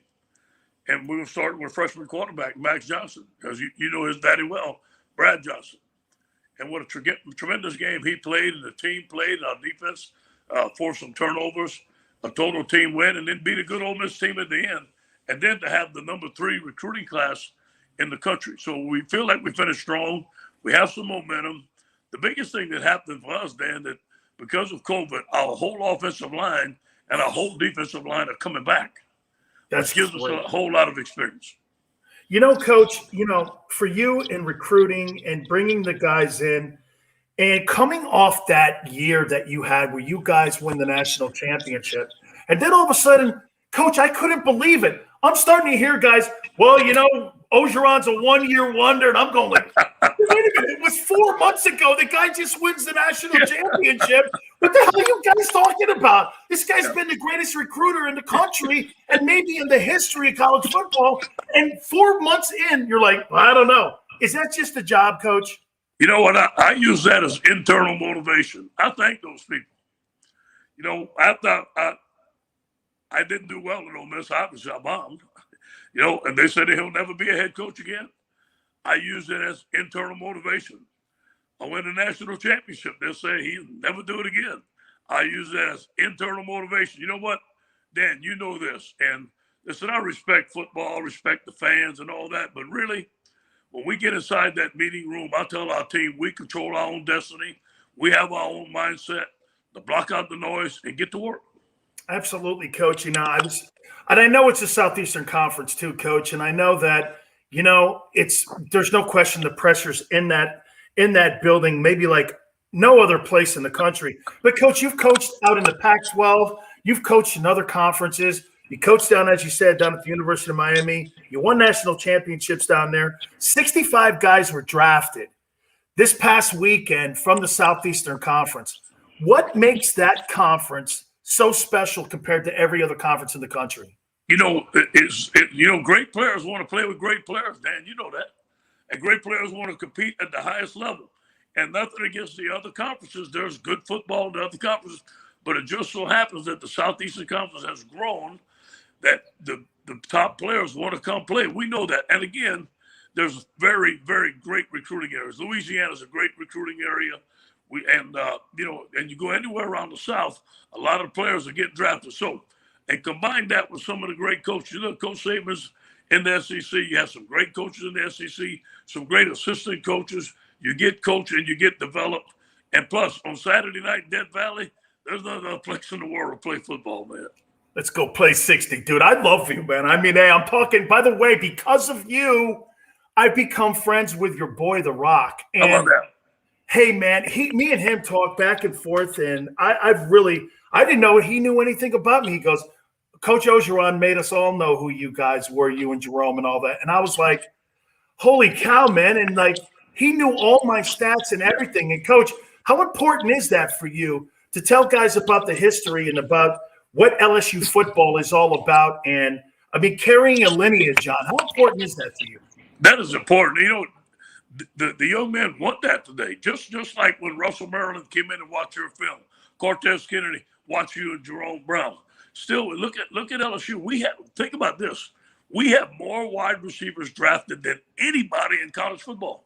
If you want to be a wide receiver, come be the next Jamar Chase. Jamar Chase, Odell Beckham, Jarvis Landry, on and on and on. And plus, we got some great guys on our team right now. So, the amount of players in the NFL from LSU is at a high number, and they're all doing well in the NFL.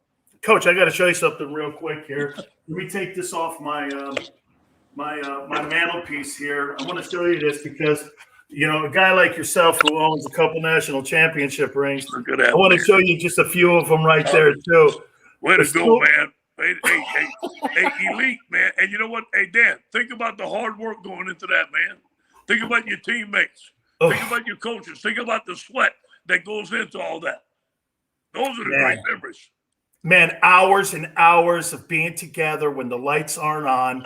And it's all about, like you said, Coach, us in the pits, us in the team meeting rooms, and us getting it all done. Dude, I love you so much, man. I am a gigantic LSU fan, and I'm going to do something blasphemy here. Instead of saying go Canes, I'm going to say go Tigers. Coach, thank you so much. I appreciate it. Thank you, Daddy. Go Tigers. Yeah, that is Ed Orgeron there. God, I love Coach O. He's such a gigantic fan, too. He introduced me to The Rock. He was really great and just spectacular. Now I want to bring on our friend Sean McManus. I mean, okay, now, so know this. The chairman of CBS Sports, I mean, so we're so proud to have you on here, Sean, and I kept telling people yesterday about our history, your dad and all. It's so great to have you on. And, Sean, we talked about this in the past on how the internet, streaming, YouTube. I saw Amazon is going to be the exclusive home for the NFL in 2022. How important is it for CBS now and their broadcasting when it comes to social media, when it comes to streaming, when it comes to YouTube? How are you implementing all that? It's a really good question, Dan. We like to think that if you want to watch an event that CBS Sports is carrying, that you can watch it on any device. And I think that generally is true. If you want to stream NFL football and not have a cable box or a cable subscription, you can do so on Paramount Plus. If you want to watch the PGA Tour, you can do it on CBSSports.com or on Paramount Plus. We believe firmly in the power of broadcast television and the importance of the traditional pay TV bundle, but we also want to make sure that you can see our events any way you want to. And I think we've been pretty forward thinking in that area. In the new NFL deal, we have expanded Paramount Plus rights. We have more interactive rights that we can exploit. So, there's still something to be said about a show that's on CBS or NBC or ABC or even ESPN now, since they're in so many homes. But broadcast television, the three networks, I'll put Fox in there too to make it 4 networks.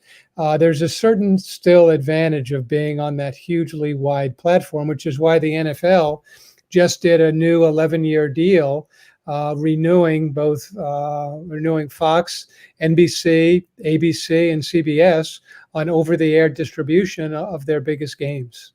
Sean, you and I have talked about this in the past. That I have my phone in my hand, my laptop I'm in front of all the time. I'm rarely in front of a television. I'm rarely in front of my radio in my car any longer. And this is really my walking office here now. How important is that, just to get the little sound bites? Because I see the CBS sound bites all over the internet now.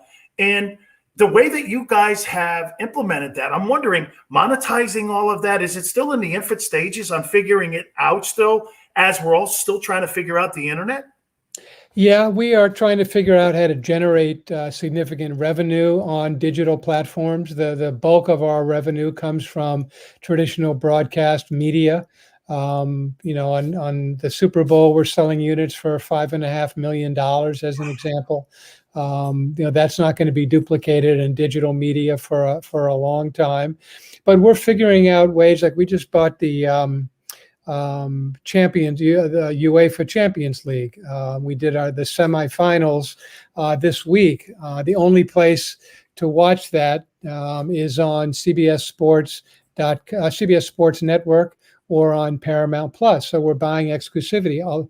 Hundreds of games are available only on Paramount Plus, so that you can drive subscription and drive usage and drive monthly average users on Paramount Plus. And the phone, listen, I mean, if you want to watch a CBS game, NFL game on your phone, you can do it. We have it on there. If you want to watch a PGA Tour event, you can do it. You can watch the Masters on your phone.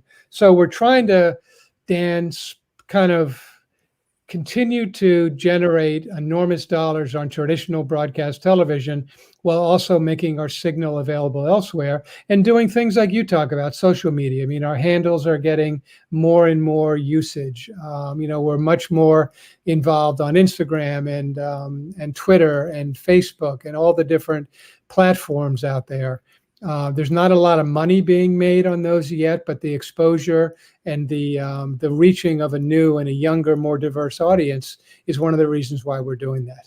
Sean, I just had Ed Orgeron on, and I asked him what the challenges were for him last year with COVID-19. And he was like this. He's like, I had parents calling me constantly. I had administrators asking me, are the protocols safe with Southeastern Conference? The CDC was a little bit inconsistent in how they were telling us to handle the mask. So parents were constantly calling him. As a network and as the head of the network, Sean, what challenges did you have last year getting through, say, the SEC season or the NFL season? First and foremost, the safety and well-being of our employees was paramount for us. We were actually the first network to come on with major sports coverage during the pandemic, with 11 straight golf tournaments starting in June of last year. Very complicated. Twice the amount of mobile units to provide for social distancing, announcers commentating from Orlando instead of on site. We had Nick Faldo and Ian Baker Finch and Frank Nobilo literally in a studio in Orlando calling golf tournaments from Texas or South Carolina.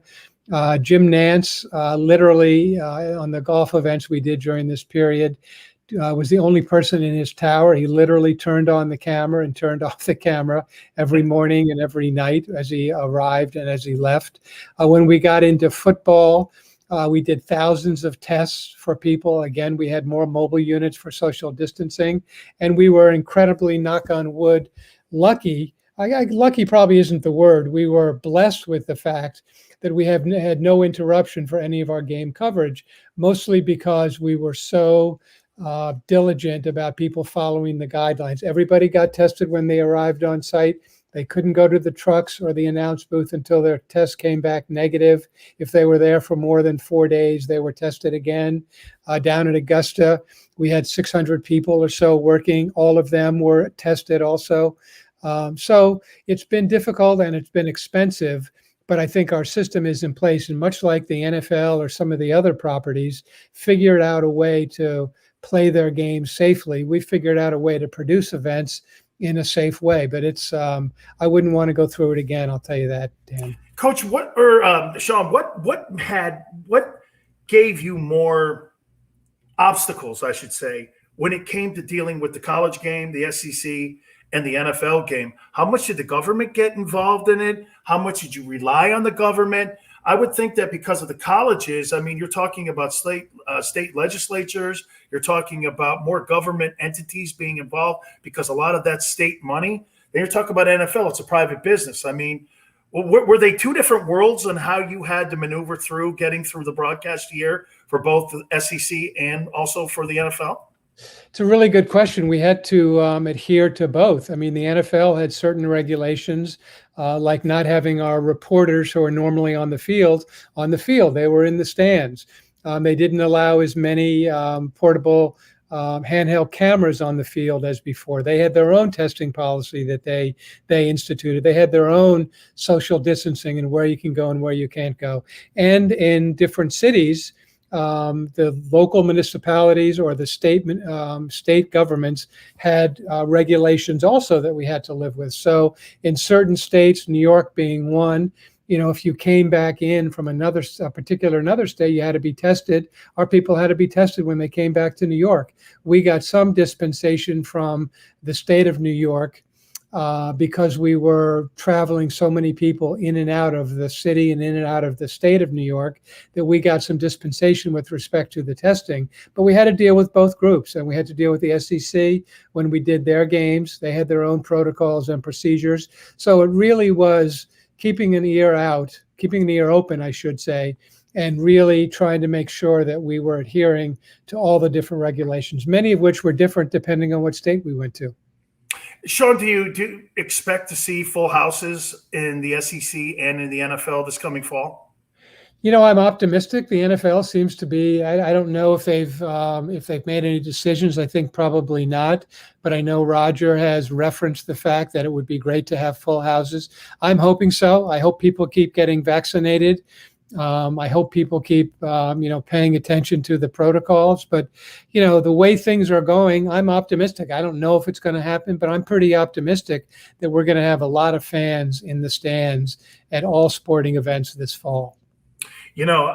This draft, Sean, I remember being drafted years ago in 1987, and you pick the phone up and you're like, "Hey, Dan, you've been drafted by the Buccaneers." I'm like, "Great, okay." Now, 12 million people tune in for the opening night. You had 160,000 people in the plaza in Cleveland. They're now bidding on cities who can host these draft parties. Sean, how shocked are you on how this thing, even next week, the NFL schedule being released is now becoming a thing. Before it was just on the internet or was just in a newspaper. Here's the new schedules. Here you go for the upcoming year. The NFL has really mastered, haven't they, the non-football hitting part of their year with these great events. It's amazing how it's grown. Yeah, they've done so unlike any other sport, Dan. The NFL is 365 days a year. It's not just September through the first week in February. The draft, they've done a masterful job on the draft. And I'll give credit to the broadcasters, whether it's ESPN or ABC or Fox. They've done an incredible job making this a great television property. And it's not because so much that, Zach Wilson gets drafted by the Jets. It's the story that they develop about Zach Wilson and his family, or Trevor Lawrence and his family, or an offensive lineman who you may not have heard of. They weave in these personal stories that you end up really rooting for these people, and you want to see where they go in the draft. Combine that with the hardcore fan who is now following the draft so much more closely, partially because of social media and all the information that's out there. But it's become a very, very attractive television property. And yeah, I'm surprised it is. Listen, I'm surprised that pro days become primetime specials on ESPN. It's crazy. It's crazy. Okay, now I'm going to end this with this. I call you the Willy Wonka of sports broadcasting. because you set up the Masters, you set up the SEC, you have the Super Bowl, you have the National Football League, and I've asked you this question. You refuse to answer it. Which one you like covering the most? I happen to think it might be the Masters because that could be your favorite event. But, I mean, of all these events, Sean, for our audience out there, which one do you get the most pleasure at each year when it comes to putting that event on? You're going to hate my answer, and you know what's coming. It's like asking me to choose between my two children. I can't do it. When I'm in the truck at Augusta and I'm walking around Amen Corner, there's no place in the world I want to be more than that. When I'm helping to produce the Super Bowl, and I'm in the truck and 115 million people are watching, that's what I love. When I'm at the Final Four and we have a game like we did in the national semifinal last year. So, I mean, I love them all. I really do. The Masters is different than any other event. I'll say that. But I get the same kind of thrill at the Final Four or the Super Bowl. I can't choose between them. If you ask me that question during Masters week, I would probably say the Masters. And if you ask me on Super Bowl Sunday when I wake up, I'm going to say the Super Bowl. Okay, fine. Well, then I'll ask you this one. How many more years are we doing this? You and me? No, how many more? No. I know you and me are good forever. I'm talking how many years are you going to be the man that looks at all goes like this and does the Caesar. Up, no, up, no. How many more years are we going to be there at CBS? You know, I've got a job that most people would do in retirement for free. I work hard. I have a lot of pressure like we all do, but I have the greatest job in the world. And what else would I do? I mean, I would probably still watch sports on television, which I get to do now for my living. And I get to deal with these great events, and I deal with people like Jim Nantz and Tony Romo and Bill Raftery and Greg Gumbel. I mean, I foresee myself doing it for many, many more years. I hope my bosses agree with that. But if you were to ask me, I would say for many, many more years. I just love what I'm doing, and I love our properties, and I love the people I deal with, whether it's Fred Ridley in Augusta National or Mark Emmert or Roger Goodell or Jay Monahan or Seth Waugh. I mean, I love all these guys. They're partners and they're friends. What else would I do that would be this much fun other than be on your show? Finally here, I'm going to give you a situation and a scenario. So I'm 17 years old, Sean, and Doc Santanella was a big Maryland guy, and he was trying to recruit me there. And Doc goes, hey, why don't you meet me for lunch in Wilton, Connecticut? I go down to Wilton. We're sitting there. All of a sudden, I go, holy, you know what? That's Jim McKay. What the hell is that? And I'm sitting there, and I walk up. I go, I'm sitting down, and, you know, Doc, because I'm a big mouth, Doc goes like this. He's like, well, say something. I'm going, spanning the globe, dude. I mean, he just goes like this to me. He goes, yes, sir. Okay, Doc told me. So that weekend, we went fishing on this stocked pond, and I'll never forget my first high school game. Your dad came back from, God, someplace with a Wide World of Sports. There's my uncle, Andy Robustelli. There's Doc Santanella, and there's Jim McKay standing at my Catholic high game, and I'm standing here going like this. We're playing, I think, Fairfield Prep. And so I'm going like, mater. Yeah, your alma mater, and I think that's probably why. And I'm sitting there going like this. I got these three guys at my football game. If I told anybody that story, you wouldn't believe it.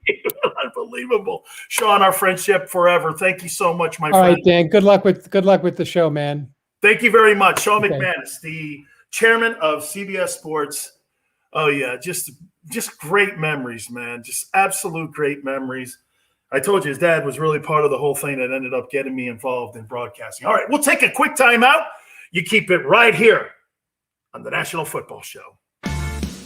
Welcome to the Wildwoods, the perfect place where you can safely do everything or nothing at all.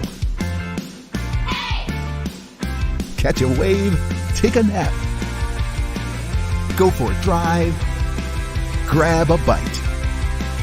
It's your vacation, and we're doing everything we can to make it a safe one. The Wildwoods. Your vacation, your way.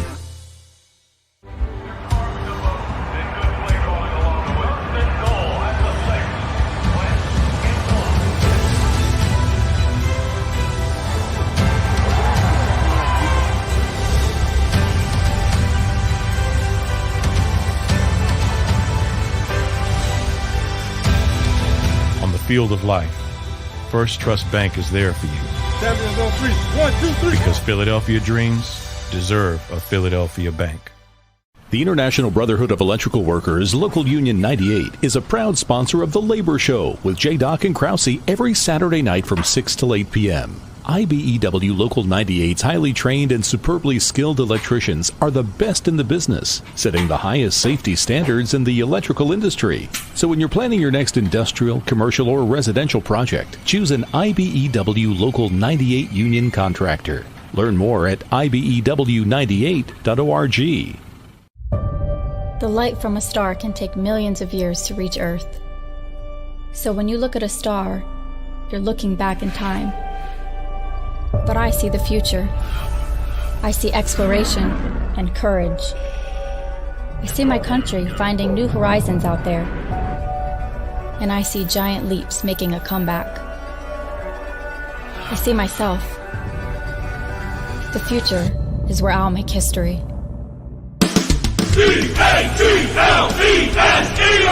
Jody Mack, the legendary sports talker, joins forces with NFL insider John McMullen. Start your morning with Johnny Mack and Jody Mack across the JAKIB Media Network.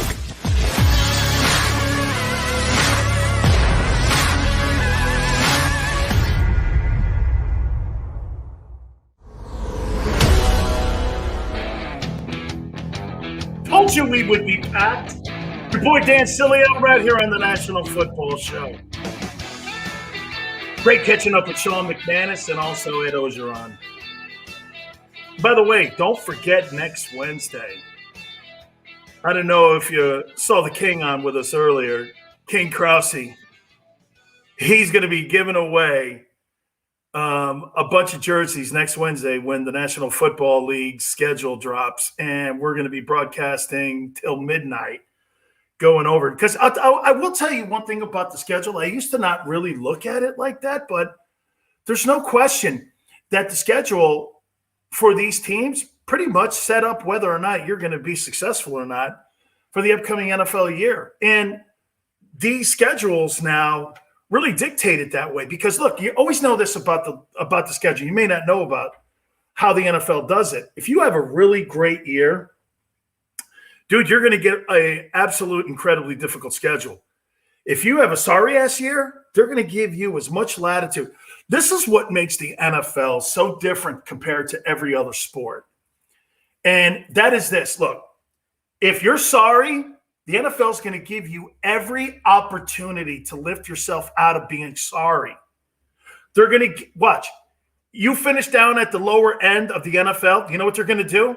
They're going to give you a weak schedule, and they're going to give you high draft choices to try to improve your football team. And what does that do? That keeps your fans engaged. That keeps the guys that buy the hats and the jerseys. And it makes people do this. Well, we're going to get better. And sometimes it may be fool's gold. You know, you see a team have a soft-ass schedule who had a sorry-ass year the year before. They end up going 10-6 or 9-7. You're like, is that team really that good? Still, what it does is it gives that team some at least hope that you're getting better because the league's not like baseball or like the NBA. If you're like, you know, they have that like ping pong ball draft, okay? The odds are if you're a sorry-ass team, you get more ping pong balls, and you know what? It's, you know, you get an opportunity unless the card's cold. Patrick Ewing, how you doing, right?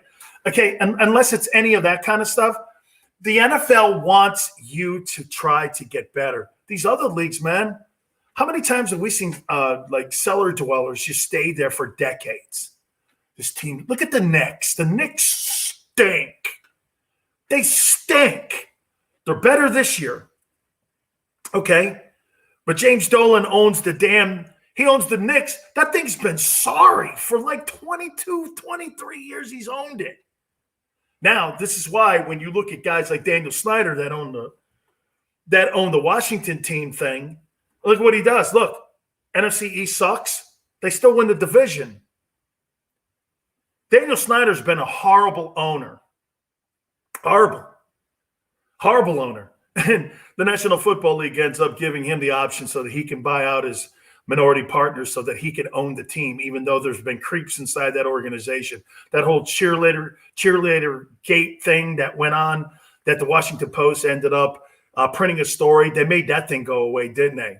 That's all under Daniel Snyder's watch. Then the whole Bruce Allen, he's now suing Bruce Allen, the former president of the organization. You're like this, dude, you have been a train wreck of an owner.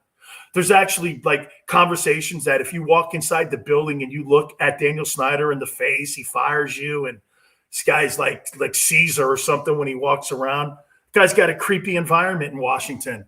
And Ron Rivera being in that building is trying to clean it up. The reason why the Washington team thing, or the team formerly known as, I'll use a Prince reference, the team formerly known as the Skins, the reason why they've sucked is because they've not had leadership at the coaching position. The front office guy. When you got owners, Eagles, making draft choices for you, you got a problem with the guy up top. I don't want my owner around draft day, game day. Go sit in your box, dude. Go sit. That's what Bob Kraft does. And for the record, too, how does a stiff like Jerry Jones, how does he have a gold jacket and Bob Kraft doesn't? Think of that for a minute. Just think of that. Oh, so wait a minute. You know when Bob Kraft bought the team from the Sullivan family? He got to a Super Bowl without Belichick.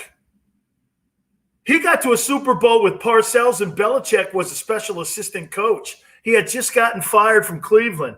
Bill hired him on as a special assistant. He wasn't the DC of that team, that Drew Bledsoe team that got rocked in the Super Bowl by the Packers. He wasn't the DC. Bill just liked him and knows that he's a great coach. So right there, look at that. Kraft wins an AFC championship. There's one ring. Then the Brady run starts. All right? Then the Brady run, man. This guy's been to 10 Super Bowls. He's got 10 AFC title games. He's got 6 championship rings. He's not in the Hall of Fame, but Jerry is? Whoa. Oh, okay. Maybe it's over the massage thing last year. Really? That could be? You got an owner in Indianapolis that got caught with $35,000 in Irsay in the front seat of his car with open pill bottles of oxycodone. No one said anything about it. Are you kidding me? How is Bob Kraft not in the Football Hall of Fame? How's he not in Canton? You got dumb owners. But you know the greatest thing about Kraft? Kraft sits in his box with his kids. Never get in the way of Belichick. They never. Only time they meddle was when? When did they get in the way? Deflategate, which was dumb and stupid. Get this. Deflategate and Spygate had no bearing in any way whatsoever on the success of the Patriots. Had nothing. However, they were dumb and they did it. Hey, I'll give you a little insight. Jimmy used to do that stuff too. It's called gamesmanship. It's like stealing signs. Not the Astros way, with devices on the players. Not any of that, but I mean, it's gamesmanship. Well, you don't think there's guys sitting in the booth like this with binoculars trying to figure out signs and trying to contact the offensive and defensive coaches? You don't think they're doing that during the game? Or there's guys on the sidelines watching to see if you're singling in a defense, if you're trying to go to a banjo coverage, or if you're trying to go to a man coverage? You don't think people are doing that? It's like the opposing team in baseball looking, going like this, curveball. It's part of the game. But when Kraft and Belichick and all them guys got in trouble, Kraft rolled in it, said, Bill, why? It cost me $500,000 and it cost me draft choices. He publicly said that it was stupid. Okay? The latest thing here with the Bengal thing, they were like filming a documentary. They said, yeah, okay, whatever. Sure. Yeah. Okay. And I got some land in South Florida for you. It's in the Glades. May not be sturdy land, but, I could try to get a pontoon boat on it. I don't know about putting a house there, but hey, you know what? Maybe we could put like a pontoon boat house thing there. I don't know. So, I mean, right? Some owners just know how to know their role. Some owners can't help themselves. They just can't help themselves.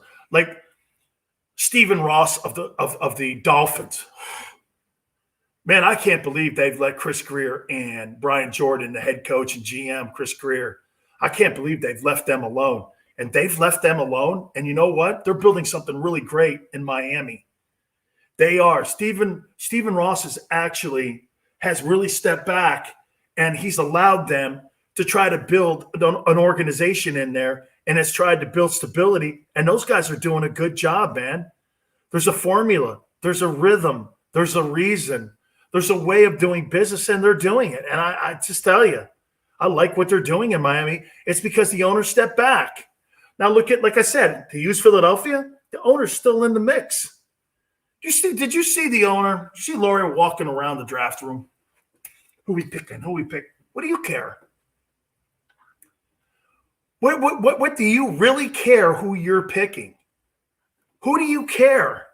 You hired a coach, a GM, and everybody in the room to evaluate that. What do you care who they draft? Is it because you're trying to fool your fans? Well, we got to get a star player. You know, the reason why they get the wide receiver from Alabama, because they let a star quarterback go.